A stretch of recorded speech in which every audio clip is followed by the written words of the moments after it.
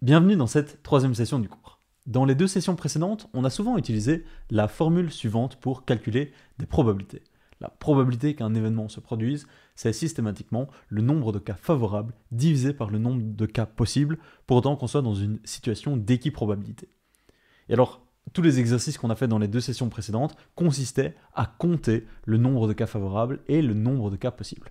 Petite pause pour vous informer que cette vidéo, ce n'est qu'une petite partie d'un cours sur les probabilités bien plus complet.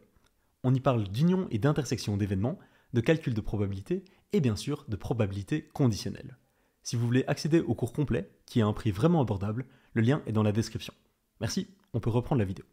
Mais jusqu'à présent, on considérait des situations où compter le nombre de cas favorables ou compter le nombre de cas possibles, c'était dans des situations qui étaient relativement faciles. On considérait souvent des lancers de dés ou des jetés de pile ou face, et calculer le nombre de cas possibles, dans ces cas-là, c'était assez simple. On sait que le nombre de cas possibles pour un lancer de dés, c'est 6. Un dé peut faire 1, 2, 3, 4, 5 et 6. Et on sait que lorsque l'on joue à pile ou face, le nombre de cas possibles, c'est 2.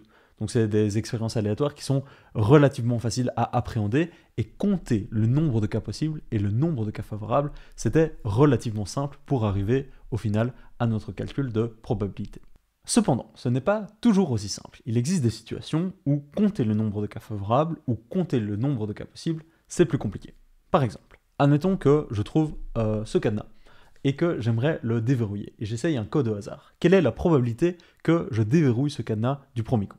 Pour répondre à cette question, il faut compter le nombre de cas possibles, le nombre de combinaisons de ce cadenas, et c'est déjà un petit peu plus difficile à appréhender. Et ça, ce n'est qu'un seul exemple. Un autre exemple serait de parier sur le podium d'une course en athlétisme. On a 10 athlètes qui ont à peu près le même niveau, et moi je parie sur les 3 premiers dans un certain ordre, et j'aimerais savoir quelle est ma probabilité de gain si je fais ce pari-là.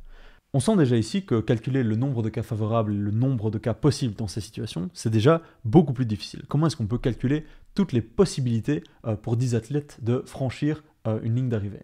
Ça devient un petit peu compliqué, et pour répondre à ces questions, on va avoir recours à ce que l'on appelle l'analyse combinatoire.